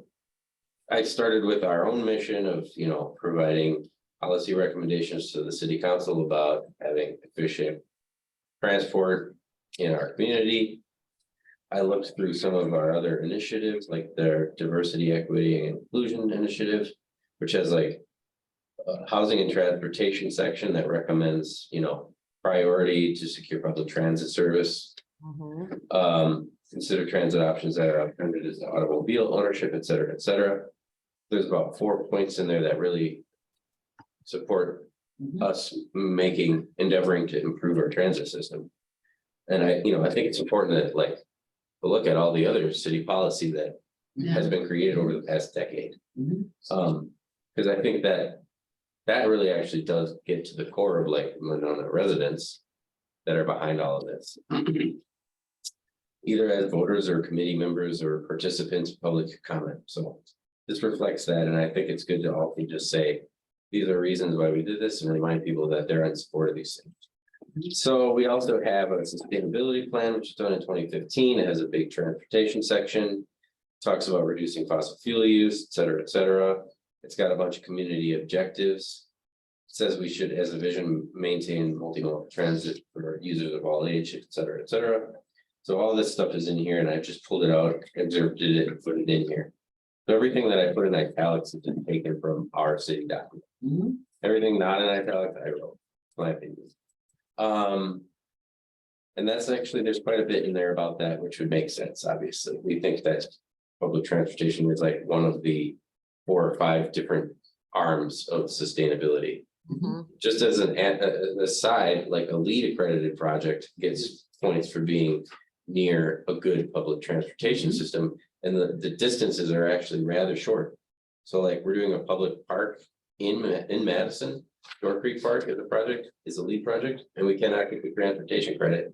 So there isn't a bus stop going through it. Right. Which is crazy because it's in the city of Madison, but, and then I kind of outlined what I thought were the main concerns that I'd heard, which were safety, increased traffic and noise, ridership and route destinations, and then convenience for seniors, mobility and added to that commuters.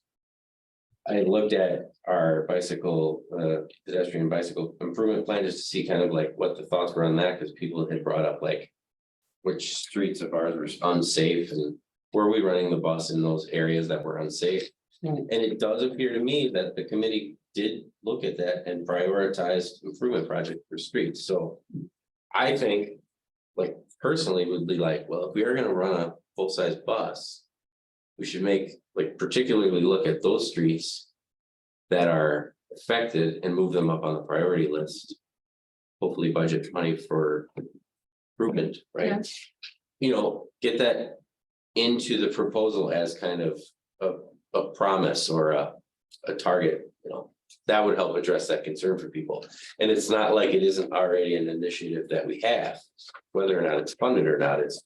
But maybe people will be willing We could to, get it into the 5-year plan. right, maybe people will be willing to agree You think you to. could get sidewalks into the 5-year plan? Why not? I can put them in, what council decides to do with it is there. Yeah, but I mean, I just think, I mean, it's hard for me to imagine. Well, in just certain areas, but I'm thinking probably most likely that area, Winnequa from Nichols to Dean. Yeah, and I'm just thinking in terms of addressing the specific concerns and how we might do it and what we've already got on the books. Yeah. Which is appendix A of that study, Yeah. which talked about all that. So Yeah, I didn't know it, I knew that none of that stuff was like, there was dollar signs in there and they're all invalid now, but. You know, it's like, yeah. this is at The least. it's sidewalk been- end of South Winnequa really wasn't that expensive, was it, Mark? Sidewalk is not. Couple $100,000? Traffic and, Winnequa, the sidewalk itself was only for Right. 100,000. Yep. Hmm. so then traffic and noise is the toughest one, obviously, because that's like a matter of opinion. I think 1 vehicle per hour does not have a relevant impact on traffic, but. There's other things around it and the way people interact with the bus that people thought maybe it was a traffic issue. And obviously noise is another thing that's like relative to who you are and what you consider. So I don't know, like, other than getting anecdotal information from people that live on a bus route about how it's impacted their lives. Because they have So collected. do you think Madison Metro has information about? I mean, it might be worth asking to see if they have information about decibel, like how Sure. much noise is the buses, because I'm sure they must have collected that in transitioning to some electric buses for the purpose of comparison. It's a Yeah. really good point, really good point. And how does that compare to a school bus or a dump truck or, you know, I Or mean, garbage Or collector, I Amazon, believe. I mean, Amazon, there's a or lot of- UPS, or. do you see those kind of trucks and vehicles in Monona all the time? I'll Garbage. quickly go through my last thing, which is about the route. You know, I think that there's some limitations to the C route. Because it comes through one way and then it has to go all the way back to downtown to come back. So, and one of the things that I really feel like is important for me in improving our system, getting people to be able to participate in city government. And like right now, we have no public transportation to do that. Like the only reason we got so many voices from the senior center is because our current provider volunteered their time to lobby against our proposal and bring people there. That would have otherwise had ironically, no transportation to get there. So you know, I mean, I think like as a city, that should be a important initiative for our public transportation that, you know, there's access for people, right? To participate and voting too. So I don't know how, you know, voting probably is okay with the lift because it's happening during the day, but I just think like generally like if it didn't have paratransit, there wouldn't be good local coverage, and I don't actually think our current system has good local coverage except for the lift. The lift isn't predictable, doesn't run on a schedule, and you have to plan ahead, and for a lot of people that, you know, also is generally designed for specifically for senior citizens, so I don't know. Specifically for the Monona area, if you have to go anywhere in Madison. Right, so there's like, we're now crisscrossing into like, one is perfect for this and the other's perfect for Yeah. this, and it's like, could there be like a perfect combination, a hybrid system? Which would be my dream, that we would have like a local smaller bus that would make everybody happy, that would run just Monona and connect on a timely fashion with the Madison Metro schedule. And that would allow us to like have the perfect scenario of networked transit. But, and I don't, you know, I know that that's a money thing, Yeah, right? unfortunately, the money just isn't there for that. Totally. But I, you know, I wondered if like, if we did have the money and we could afford it, would Madison Metro, like, as a subcontract, Would they operate be that willing to for do us? Or would we have to operate it separately on our own? Operate our own little system, Yeah, just within Monona? no, just within Monona? well, right now for paratransit, they subcontract with like Badger Bus to Yes, do all yeah, that. Yeah, It's like, well, maybe they could subcontract with. For a student to run, you know, a daily. 7 AM to 7 PM local route that picks people up around Monona, takes them to the grocery store. Takes them to the city center, the senior center, but also. They can take that to the Madison Metro stops on Monona Drive, which there would be 3 routes. So that would give people really good access to all 3 Madison Metro routes. That'd be wonderful, but that'd probably be $200,000 at least. Yeah. So anyway, in the dream scenario, Yeah. we would be address all transparent. those things. And right now I'm feeling like there's like some gaps Mhm. in the C route just because of how it comes. Like if you picked it up at, you know, Femrite and rode it here. And you wanted to go home. Your ride home would be an hour. Yeah, That's. It opens, that's, you know, that's pushing past what I think people would find tenable. yeah, it's definitely not a little local. Yeah, so I'm just trying to find like the solution that's kind of in between there that. Makes everybody happy, which Mhm. is what I try to do as an architect. I really appreciate your document. It's very helpful to me. yeah. And I think at the end of the day, I mean, here's the thing. Well, I mean, I do think, to your point, I do think that there's some tweaking that needs to happen with the road. Not just what we talked about earlier, but you know, to try to make it. The routes that are there more perfect, Yeah, better than they are now. But I also think. Just to go to your first point around DEI and sustainability alone, especially around DEI. I mean. To go back to Laura's question. And the mayor knows this, I mean, because I wrote an email about it, I mean. I think that one of Monona's biggest challenges is that, you know, the report that came from the ad hoc committee. right, Started with the premise that we believe that Monona is a better place if it's a diverse place. right, And I would be willing to bet that there's a very healthy percentage of people in Monona that would not agree with that statement. Absolutely not. I think we've certainly seen that, looking at some of these responses. Yeah, and so, you know, and then the question was raised, has been raised. Among some of us too, in terms of what the DAI, like, what's it based on? What's what based on? The DEI recommendations. I mean, is it based on research that you know, public transit is one of the most important things? I mean, or is it just because the 9 people that were on the ad hoc committee? Well, they do have some statistics and things in there. I'm not sure if they do about transit, but. Okay, Public transit is more heavily used by non-white people than by white people. I have no doubt about that. I am absolutely no doubt about that, but I guess my point is that. It has been identified as a priority. I don't disagree with it as a priority. And does that mean that if we don't get.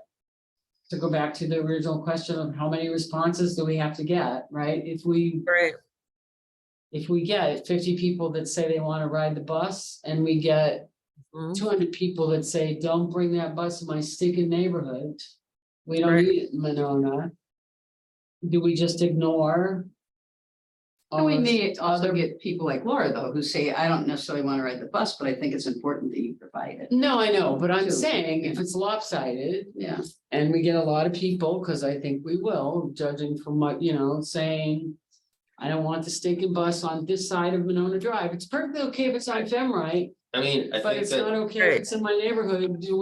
Are we gonna err on the side of and ignore the DEI recommendation? I think that. Well, I just think that people who say they don't want it. Also.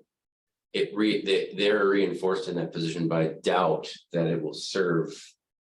a Healthy amount of people in the community. That's right. I think if they knew that it was gonna help their neighbors get to work or get their businesses and full of employees that are good employees, they would probably be a little bit more accommodating. But I think that the combination of thinking this isn't gonna have riders it is amplifying like their opposition and when you think I don't really like this. The best way to tell somebody not to do it is to give them reasons why. And I think people are really leaning into the fact that they don't think people are gonna ride it.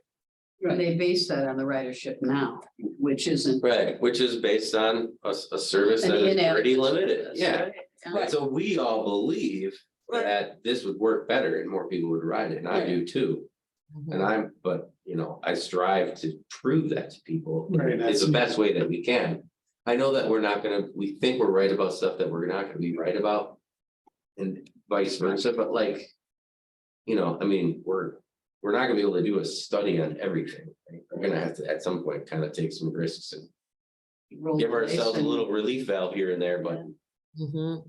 I think Metro even mentioned it, there's no data out there. Yeah, See if people are gonna ride, it's just, the other, I think the other thing is like to make some of these like improvements to our city, like regarding sustainability and stuff comes with financial.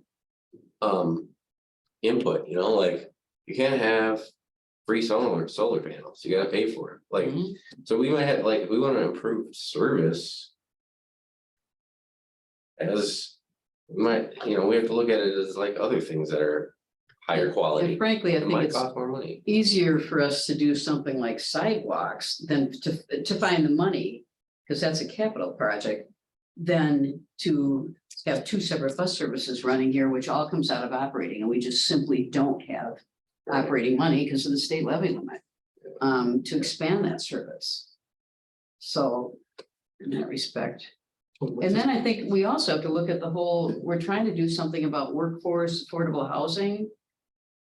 A lot of, and that isn't necessarily real low income people, that's school teachers, and I mean, houses in Monona are expensive, people can't even afford, people can't afford to spend $2,000 in rent on an apartment. Those are the people who, when you talk about workforce housing, that's what you mean, and a lot of those are people who also. You can't afford to drive a car downtown to work and park it every day. Right. You'd be spending a couple $100 a month just to do that. Plus, Oh, there's yeah. plus it's a whole generational thing. I mean, I was kind of surprised. In fact, Jillian and I would be curious, of your reaction. Like, I had several people who have kids in Monona that came up to me after the meeting. And said they could not believe their peers, like their people's families, like they were shocked because they thought younger people would be like, of course, bus, absolutely gotta have it. Like, they were shocked. They thought they thought the pushback was gonna become, they were not. And then there's another whole group, like, for instance, Teresa was saying, Teresa Rademacher was saying, oh my God, there's all these mothers with high school kids. that are probably thrilled, because Teresa is a single parent with Kate, who's a senior, and, you know, Yeah, the only way she can get anywhere as a senior at MG is by using the one car. Yeah. I do And think so that, I do they're- think and go to work. Winona has a structural transportation problem because of all the young families here, because as those kids age Yeah, and need to go places. yeah, Or they become a driver, it's like there's more traffic and there's more. Burden on, you know, our public streets. oh my God, As we grow up as a community. yeah, I think this is future thinking to help solve that problem too. Right. So I know that. You know, I don't have children of my own, so I don't think people give me a ton of credit for. Understanding what they're going through, and they're right, but, you know, I do think about these things. I think down the road. They'd appreciate something that's a little bit more connected. right, I mean, like you know, she and I were getting together the other night, and, you know, Kate works over at the Starbucks over on 51, right, so. And they have one car between the two of them, so she's like, can you pick me up the subway, because I gotta drop the car. For Kate, so she can get home from work, you know, and can you drive, and, you know, because. That, you know, I mean, it's all, and I know, like. You probably know, that sounds, Good to see. you have your kids at it, Yeah. right? Two-way driver. Always, if you have active kids, which all of our kids are pretty, you know, a lot of kids, so I think it is the future. What do you think? So, It's interesting because I think a lot of people with kids, like I was surprised at how many people with kids. I was just surprised at how many people in my generation seem so wedded to cars, or at least in the hearings. But I yeah, think people Yeah. with kids, like, you know, if your kid gets sick at daycare, like, you know, Billy had pink eye and they told me to come get her, but I had to wait to the next Monona Express because Patrick was working out of town. But kind of, I mean, ironically, in this situation, if we went with Madison Metro, like I would have been able to get home to go to daycare. Right. If you know, having the transit option would actually allow me to pick her up. But yeah, it does, I don't know, the kid thing. I can kind of understand why some people don't use it because it's so impractical if you're doing lots of pickups. But if there was an all-day service, then like your older kids could take it to go to Monona Grove. So I suppose maybe yeah, I mean, it was surprising to me how many people were wedded to their cars. But mostly having lived on the east side only. yeah, Yeah. Because it was just like, oh, I forgot that I live in a suburb. It's not Madison. right. Right, I think it also may be a matter of if we were to go to Metro, as people see it and people they know start taking it or whatever, I Right. mean, I would imagine ridership would increase. Yeah. Too, once you Yeah, hear it's gonna about how take a while. easy it is and, you know, yes, Yes. it's like anything. I think if you kind of follow the G route too, I know it doesn't go down John Nolan, but it takes you to on the rapid transfer. Oh, is it? Yeah, so one of those rapid transfers takes you down, they have a bus that goes every 5 to 10 minutes. So that's good to know. So, yeah, so, you know, downtown and back to the rapid transfer line, it comes right back in to Monona, so. That goes all the way up to the. Where is that? Park Street? Yeah, it gets on the park, near Park Street, yeah, it just takes you right down. Yeah. So it's one of the new routes they're putting for the rapid transfers. There's also been talk of bringing commuter rail. Right. From Madison too, which I think is another like exciting possibility to be able to Yes. connect to that. Right. So I'm just, you know, I really think we should continue to entertain. Yeah. in some fashion, this metro partnership, just because of the sheer possibilities of being able to go. Anywhere in the world from your house without having to drive yourself anywhere. yeah, I mean, you know, as I said, status quo is a powerful thing, and I do think it goes back to. People, you know, the devil, because really, a 13-passenger bus or a leaf truck or a 40-passenger bus.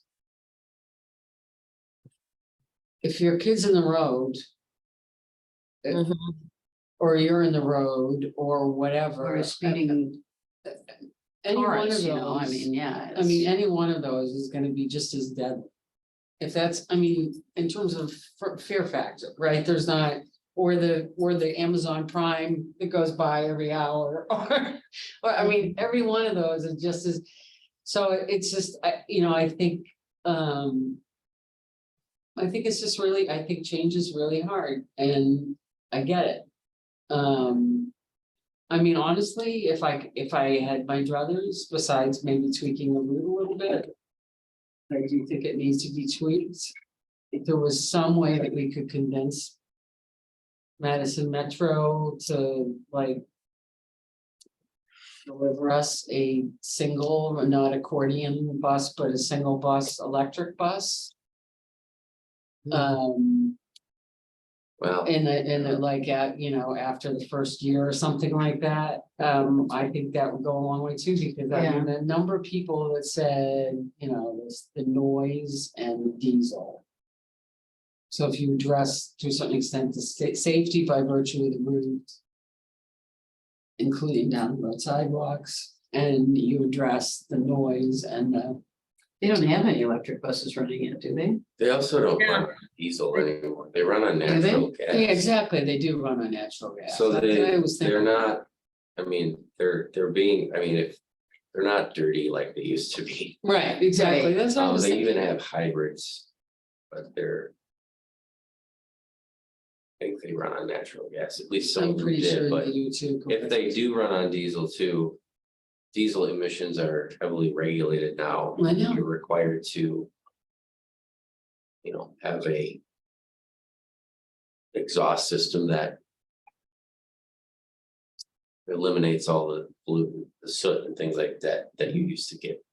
Mhm. So the cleanliness of the vehicle is. It's just. It's not. Right, well, and so, I mean, but. It's the exact same thing you were just talking though about the safety issues though, right? It's similar, it's all perception. Mhm. Um, They did tell us, I think, when Mark and Addie and I rode the bus, that electric buses are in the works. But they wouldn't make any promises about what might happen when, and they said the number one, I guess probably nationally, that when people talk about mass transit, the Metro guys shared with us that everywhere people say that they want kind of a monorail sort of, and that's not going to happen. Yeah, it's right, well, well, lovely, but super expensive. if they do have hybrids, that would be good to know, because what we heard, excuse me, what I think I heard from Madison Metro was they have a ton of electric buses coming. Like 30 now, Yeah. right? And that means, he said something like 30 or 49 electric buses, Just for but the he was talking BRT, about yeah. the big. Yeah. Big Use them ones, for and the- that he didn't anticipate Monona having, That's right. Nothing soon, yeah. They'll so, use them but for if. the they're- VRT first. Probably, they'll use them for the VRT lines. first. Yeah, so, but if that was part of the deal to say, okay, we'll put up with a natural gas bus for a year, see how it goes, but then, can you guarantee us, which is kind of what we've been trying to do with first student. With electric, right, with electric, to say, okay, well, I don't have it now, but. Speaking of first student, somebody said in one of the emails we got that first student just ordered a new bus for us. Is that true? They're required to get a bus for us, so Oh. they ordered it. They had ordered the one, Okay, told them not to order the second. okay. Mm. Mm. It hasn't arrived yet, though, is that? I don't know if it has or hasn't. All right, well. we're Someone way at one past of it. the meetings even wondered about what kind of advertising would be on the buses. Right, All right, yeah, That'd be Metros. and I don't think we can guarantee that there will or won't be. right, No, so, I assume there would be. what I'm gonna suggest is that we, again, I'll clean up the survey. Based on what we talked about tonight, and then think on the sticky wicket issues that we talked about, including, again, if you feel like there's some way, I just don't know how to. I'm just afraid that I don't want to dismiss the people that have nothing to do with bus and it's everything to do with my perfect neighborhood. Right. On the other hand, I feel like our charge is to focus on making the best transit we can, and so, but if there's some way to Mhm. to figure that out, if people can think of anything there, you know, by all means, we should talk about it. Okay, Okay. and then Mark will I'll send it to Mark and Mark will get it to you in Word. Yep. And then, again, I really appreciate everybody's feedback. And effort. It's a major lift, you know. I called the mayor, how many weeks ago, and said, can we just pick a few easy issues? It's been quite a year. Can we just have a few fun things, you know? It's like- There aren't any fun things. It's like, We can't have the fun. and development and DEI and transit and Pickleball. it's like pickleball, oh my god. Pickleball, yeah. Mm. We haven't even gotten to the public safety building yet. Yeah, Oh, all right, Good Right. motion. Okay. thank you all. Do I have a motion? I'll move to adjourn the meeting. Thank you. Do I have a second? I second. All those in favor say aye. Aye. Meeting is adjourned. Happy holidays, everybody. Yeah, have a great night. holiday.